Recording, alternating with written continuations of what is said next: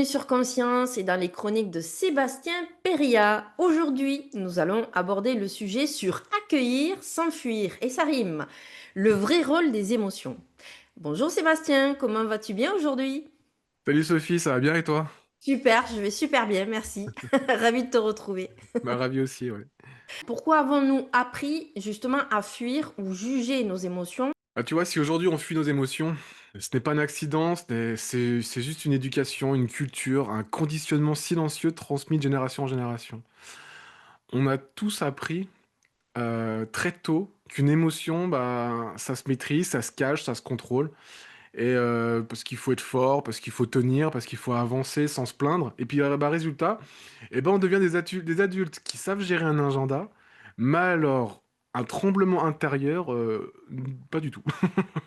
Alors depuis tout petit, tu vois, on reçoit des messages comme arrête de pleurer ou tu ne te mets pas en colère, tu exagères, ce n'est rien, tu vois. Et à force d'entendre ce genre de messages, bah, en fait, tu ressens que tu déranges, en fait. Tu conclus que c'est toi que tu déranges. Alors que, en fait, tu t'éteins petit à petit. Tu coupes le volume de ton intérieur parce que ton monde extérieur te trouve acceptable. Le problème, bah, c'est que les émotions n'ont jamais cessé d'exister, elles sont toujours là. Euh, Elles sont juste appris à parler autrement. Tu vois, elles vont parler en tension, en fatigue, en irritabilité, en anxiété, en douleur physique, en inflammation silencieuse. Et il y a beaucoup de... un neuroscience qui dit, c'est Bruce Lipton qui explique très bien en fait. C'est qu'une émotion refoulée n'est pas une émotion disparue. C'est une inflammation cellulaire qui est bloquée, qui finit par influencer ton système nerveux, ton sommeil, ton énergie, ta santé. Et fuir tout ce que tu ressens, bah, revient à débrancher le détecteur d'incendie. Comme si tu laissais en fait le feu continuer de brûler dans la pièce d'à côté, en fait. C'est la même chose. Et ben, ce conditionnement, ça, le conditionnement à éviter dans nos émotions, comment dire, euh, je peux perdre dans mon truc. Mais bon, quand tu sais reconnaître en fait ce que tu ressens, bah, tu perds ton discernement, ton intuition, ta capacité à dire non, à dire stop et à dire bah, ce n'est pas pour moi. Tu vis en décalage avec ta vérité intérieure, tu t'adaptes, tu joues un rôle, tu survis au lieu de vivre. Et tu vois, dans les relations, bah, ça va créer des couples qui ne se parlent même plus, qui se parlent plus vraiment, des familles qui ont chacun caché son monde intérieur, des adultes qui explosent pour des broutilles, parce qu'ils ont ils ont accumulé pendant des années des silences émotionnels. Et une émotion non accueillie finit toujours par demander sa place et rarement dans la douceur. Et quand tu fuis tes émotions, bah, tu évites pas la douleur. Tu diffères simplement son expression. Et plus tu attends, elle s'exprimera fort. C'est exactement c'est comme dans mes accompagnements. Beaucoup de gens, ils arrivent parce que ils ont trop attendu, trop tenu trop longtemps, parce qu'ils ont ignoré ben, tous ces signaux que leur corps leur ont dit, que leur corps a dit, euh, parce qu'ils pensaient que ça passerait. Tu sais, cette fameuse phrase, ça va passer. Mais en fait, mais rien ne passe vraiment tant que tu ne les accueilles pas. Parce que la vérité, c'est que les émotions ne sont pas là pour te trahir, elles sont là pour t'informer. Elles sont là, elles sont pas là pour, ce n'est pas le problème, c'est juste un processus. Euh, elles n'ont pas besoin d'être contrôlées, mais d'être comprises. Et dès que tu t'autorises enfin à les vivre plutôt qu'à les fuir, bah, ton système nerveux, eh ben, se stabilise, ton corps se détend, tes cellules respirent enfin et tu redeviens enfin entier en fait. Comment justement distinguer une émotion authentique d'un réflexe conditionné ou d'une projection? C'est une des questions les plus importantes et pourtant la moins enseignée. On parle d'émotion, mais on oublie de dire qu'il existe trois sources différentes. Tu as l'émotion authentique, l'émotion conditionnée et l'émotion projetée. Si tu ne sais pas les différencier, bah, tu vas te retrouver à réagir par des fantômes du passé, par des peurs qui ne t'appartiennent même plus, ou à des blessures jamais digérées. Tu vois, tu as l'émotion authentique, elle est simple, directe et précise. C'est l'émotion du présent. C'est celle qui correspond à ce qui se passe ici et maintenant. Elle est claire, elle est identifiable, souvent courte. Elle ne dramatise pas, elle t'informe, tu vois. Par exemple, tu as une tristesse, bah, c'est quelque chose compte pour toi. Tu es en colère, tu as une limite est franchie, tu as une peur, quelque chose mérite ton attention. Ou une joie, quelque chose est aligné avec toi. Elle arrive, toi, cette émotion, elle arrive, et si tu l'accueilles, eh ben, elle repart. Comme une vague, tu vois, une émotion authentique. Elle ne t'enferme pas, mais plutôt, je dirais qu'elle t'éclaire. Après, tu as, comme je disais, l'émotion conditionnée. Ça, c'est un réflexe que tu as appris et pas un ressenti réel, tu vois. Celle-là, elle vient plutôt de ton éducation, de ton histoire, de ton environnement. C'est quand tu réagis par habitude, pas par, et non par vérité, en fait. Par exemple, euh, si tu vois, si toute ta vie, on t'a répété que la colère était dangereuse, eh ben, tu vas avoir peur. Dès que quelqu'un va hausser la voix, même si ce n'est pas contre toi. Si tu, par exemple, si tu as appris que pleurer, c'était être faible, tu vois, bah, tu vas ressentir de la honte à chaque fois que tu as une émotion qui va monter. Et si tu as grandi dans un environnement un peu tendu, bah, ton corps peut associer le silence comme un danger. Alors, ce n'est pas une émotion, c'est pas une émotion du présent, tu vois, c'est une émotion qui a été héritée. Et c'est Napoléon Hill qui appelait ça, tu vois, l'hypnose sociale. Tu as réagi avec un scénario intérieur et pas avec une situation réelle. Ensuite, bah, comme je disais, hein, l'émotion projetée. Ça, c'est quand ton passé colore ton présent, tout simplement. C'est celle que tu vas percevoir le plus intensément sans comprendre pourquoi. Tu réagis à une situation banale comme si elle était grave. Tu vas interpréter un silence comme un rejet, un retard comme une trahison, un désaccord comme un abandon. Bah, tu vois, la projection, c'est quand ton vécu remplace ta réalité. Par exemple, si tu as des parents qui étaient inaccessibles émotionnellement, tu vas projeter un sentiment d'abandon sur ton partenaire, même si elle t'abandonne pas. Tu ne ressens pas ce que l'autre fait, tu ressens plutôt ce que ton passé raconte. Et en fait, c'est ici que le travail intérieur est essentiel, parce que tant que tu ne connais pas tes blessures, tu vas accuser les autres de les réveiller, en fait. Alors pour ça, si tu veux,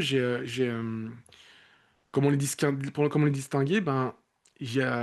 distinguer ces trois émotions, en fait, tu as plusieurs clés. Tu as la première, c'est l'émotion authentique. Pour l'émotion authentique, l'émotion authentique, elle est proportionnée. Euh, Parce qu'elle fait mal, mais elle reste claire et mesurée et compréhensible.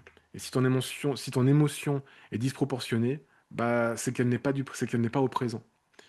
La clé numéro 2, ça va être l'émotion authentique. Elle ne raconte pas d'histoire. Elle t'informe. Elle ne dramatise pas. Comment dire, c'est la projection. Parce qu'elle crée immédiatement un scénario catastrophe. Tu vois, elle ne m'aime pas. Je vais être rejeté. Ça recommence. Tu vois. Ensuite, la clé numéro 3, c'est l'émotion conditionnée. Elle est automatique. Elle arrive avant même que tu comprennes ce qui se passe. C'est un réflexe, c'est ton système nerveux qui réagit avant ta conscience.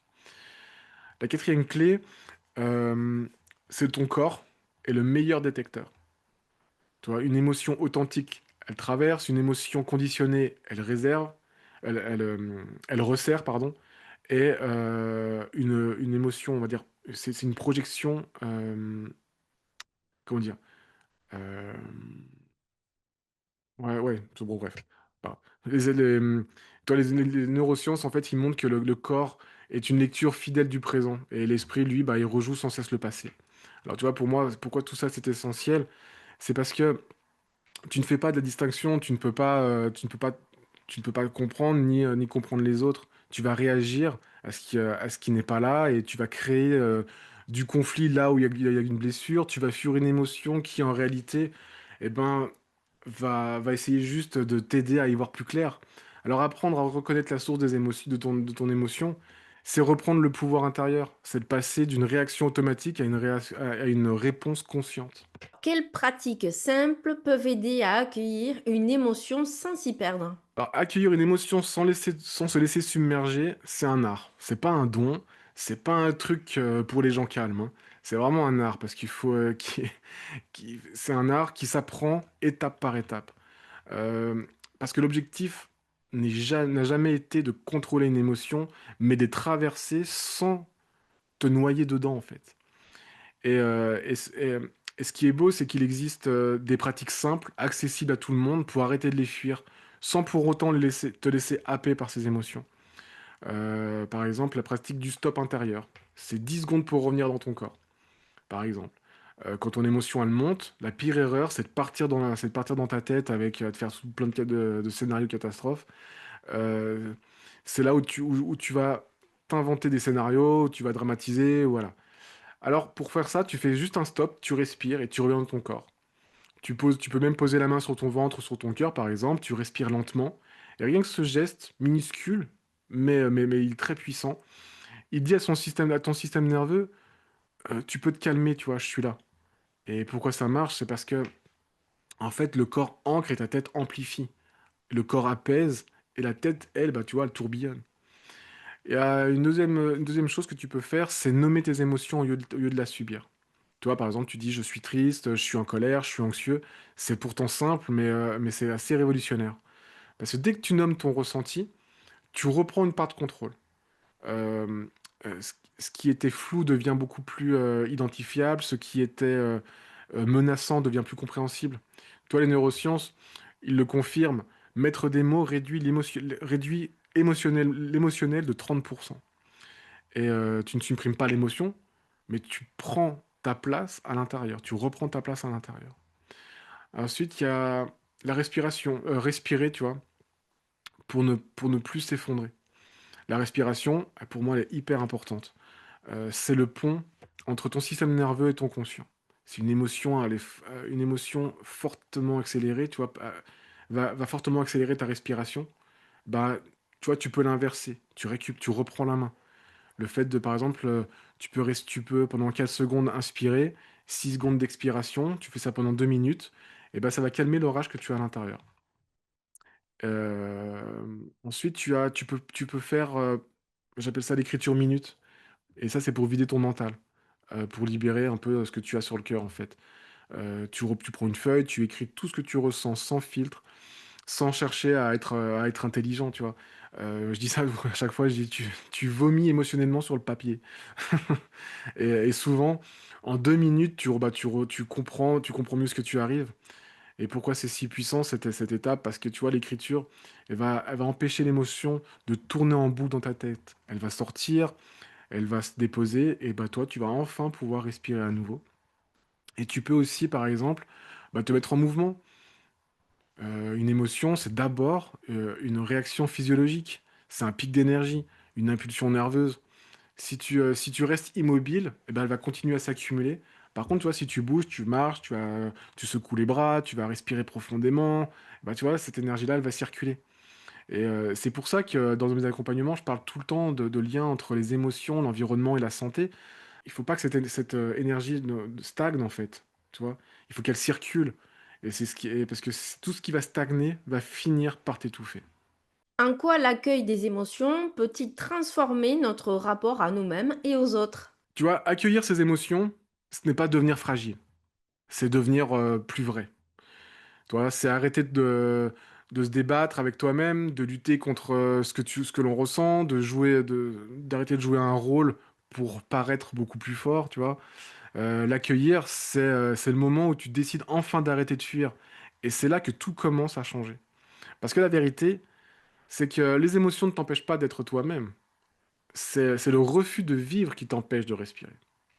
Voilà, de respirer. Il faut que tu accueilles tes émotions. Il faut que tu accueilles ces émotions. Quand tu les accueilles, quand tu accueilles ce que tu ressens, tu redeviens entier, tu cesses d'être un puzzle sans pièces. Tu vois, tu te reconnectes à ton corps, à ton intuition, à ta vérité intérieure, et tu n'es plus en guerre contre toi-même, parce que tu sais ce que tu veux, tu sais ce que tu ne veux plus, tu sais ce qui t'appartient, et ce qui t'appartient, et, euh, et ce qui appartient à ton passé, en fait. Et c'est cette clarté intérieure qui change littéralement ta vie. Toi, tout ce que tu refuses persiste et tout ce que tu vas accueillir va se transformer. Il faut que tu accueilles euh, l'accueil qui apaise ton système nerveux. Ressens mieux, mais mais tu souffriras moins de toute manière. Mais quand tu ne fuis plus, bah, ton corps n'a plus besoin de crier dessus. Tu vois, les tensions vont baisser, l'anxiété va diminuer, euh, la charge mentale s'allège. Tu passes d'un mode alerte constant en un mode je peux enfin, tu vois, respirer, je peux enfin être moi. C'est là que tu comprends pourquoi les émotions refoulées bah, créent du stress, créent de l'inflammation, créent des symptômes physiques. Car bah, quand tu accueilles, bah, l'énergie circule, et puis quand tu refuses, bah, tout se bloque. L'accueil change, tu vois, change la manière dont tu te parles. Tu vas arrêter de te dire, tu vois, je suis trop, je devrais gérer mieux, je fais n'importe quoi, je suis faible. Et tu vas commencer plutôt à te dire, bah, tu vois, je suis humain, je ressens, je comprends ce qui se passe, je me respecte assez pour m'écouter. Bah, cette transformation intérieure, voilà, cette transition, pardon, intérieure transforme ton estime et ton identité et ton niveau de paix. Il faut que tu accueilles ces émotions pour changer profondément de relation. Quand tu connais tes émotions, tu arrêtes d'en faire porter le poids sur les autres. Tu es moins réactif, tu es moins dans la projection, moins dans les interprétations. Par contre, tu sais plus facilement dire bah, je me sens ou j'ai besoin, tu vois. C'est ce qui se passe. Tu peux dire plus simplement ce qui se passe en toi. Euh, donc tu deviens beaucoup plus vrai, plus clair, plus stable, et tout change parce que parce qu'on s'attache toujours au masque qu'on a posé, et on aime bah, les êtres bon, mais on aime plutôt les êtres humains en fait, pas les masques auxquels on peut se poser. Tu deviens une personne avec qui on peut parler, et pas quelqu'un qui explose ou se renferme. Et donc tu deviens quelqu'un qui inspire plus, on va dire, la sécurité, et du coup pas quelqu'un qui navigue entre des tempêtes silencieuses, tu vois. Et il est important aussi de bah, voilà, accueillir ses émotions. Parce qu'accueillir ses émotions, c'est aussi retrouver son pouvoir personnel. Quand tu les accueilles, tu ne subis plus. Tu ne te perds plus, tu arrêtes de réagir comme ton passé t'y pousse. Tu vois, tu réponds avec conscience, tu redeviens maître de de ce qui t'habite. C'est exactement ce que j'enseigne dans mes accompagnements, tu vois. C'est comprendre ce qui se passe dans ton corps, c'est décoder les signaux, écouter au lieu de résister, c'est transformer au lieu de refouler. Et c'est là que tu vois apparaître en fait des versions de toi que tu cherches depuis des années. Donc tu vois, en résumé, accueillir ses émotions, ce n'est pas pleurer dans ton coin, c'est se retrouver, c'est devenir authentique, c'est guérir des blessures anciennes, c'est aimer plus juste, c'est vivre beaucoup plus vrai. C'est la différence entre survivre et exister pleinement. Tu vois, le jour où tu arrêtes de fuir tes émotions, bah, tu arrêtes de fuir ta vie. Et c'est là c'est là que tu redeviens libre. Alors, tu vois, je pense on a fini cette chronique, donc merci de m'avoir pris ce temps avec moi. Et comme d'habitude, bah, prends soin de ton corps, ton âme s'en souviendra. Et on se retrouve bah, très bientôt dans une prochaine chronique. À bientôt. Eh bien, merci Sébastien. On se retrouve la semaine prochaine sur Conscience et nous parlerons d'amour et de relations. Merci, à bientôt.